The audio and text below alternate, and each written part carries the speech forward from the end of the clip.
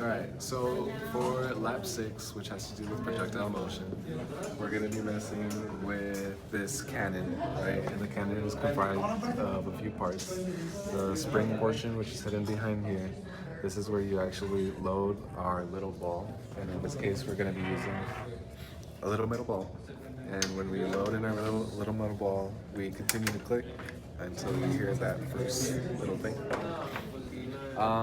We have the lanyard, which releases the ball, and then finally the projector, which tells us which angle we're at.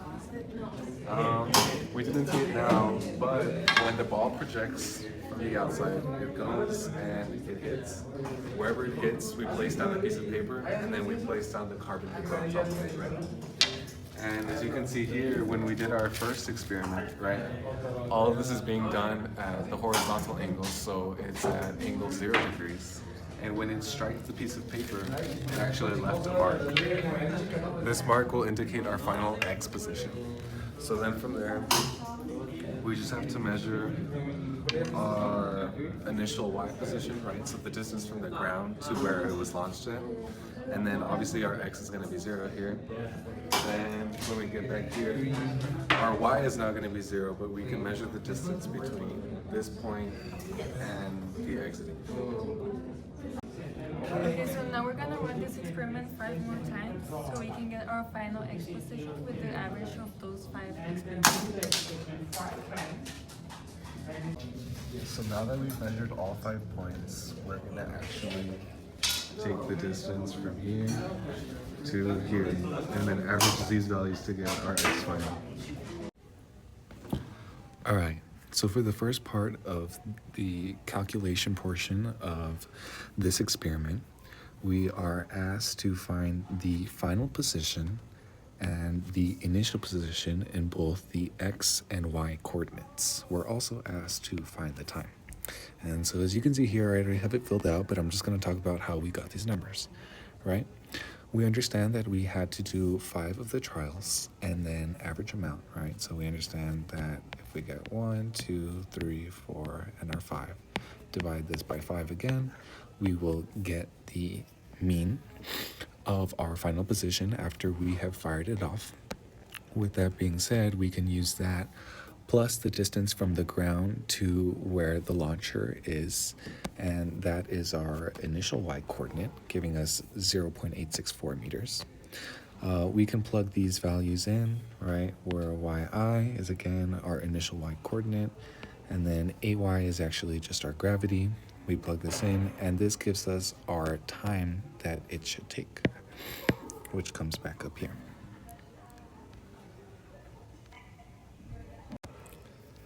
So from our previous step, we were able to find the average X value that we should have our distance be.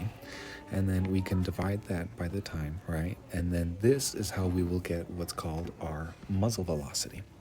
And so this is kind of the velocity that we're going to use for the rest of our lap.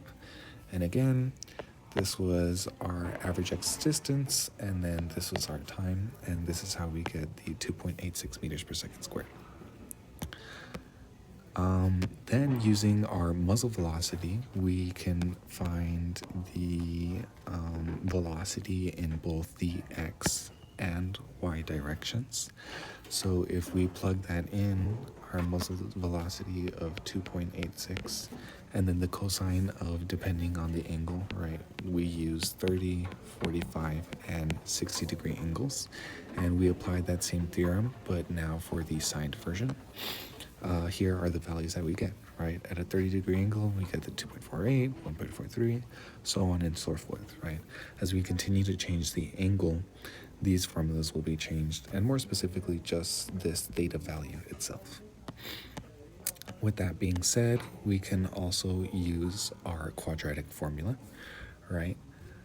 This quadratic formula is going to help us find our time of flight, right?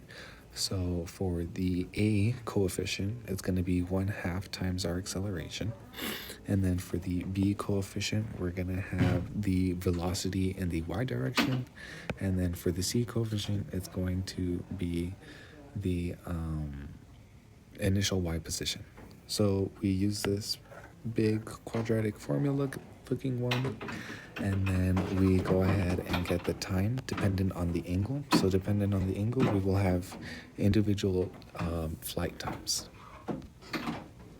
So for the experimental development of now the continuation of this experiment, we got our cannon and we raised it so that we would now be at a 30-degree angle. We repositioned and then made our new paper, right?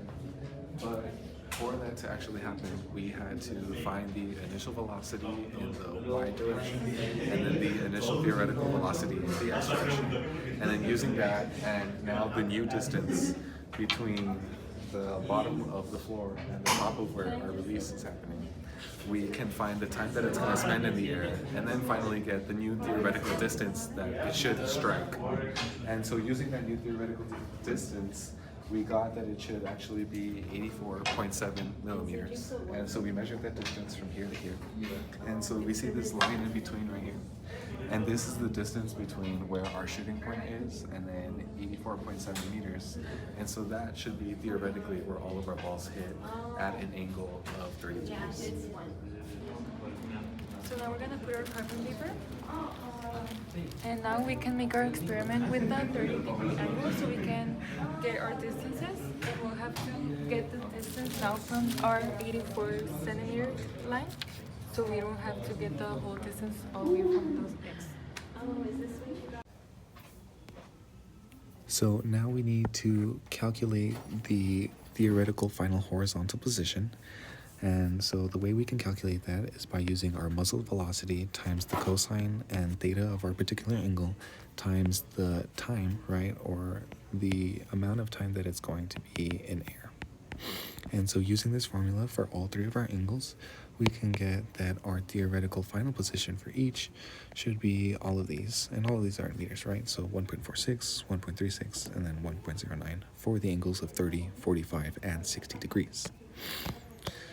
Once we do put those in, right, since those are our theoretical angles, we can make our line on our paper, and there's a certain distance, right? And essentially we're going to get certain points, right? We repeat this experiment 5 times. So the distance from those points to our theoretical line is, we're going to go ahead and average those distances and then try and find some landing theoretical values and percent error values. So here it is. Here's our trial 1, 2, 3, 4, and 5, all at the different degrees. Here's the numbers that we got. And then once we average all of these, right, so divide all of them by 5 value, we should get that our average distance for each of the angles is 1.46 meters, 1.35 meters, and then 1.08 meters.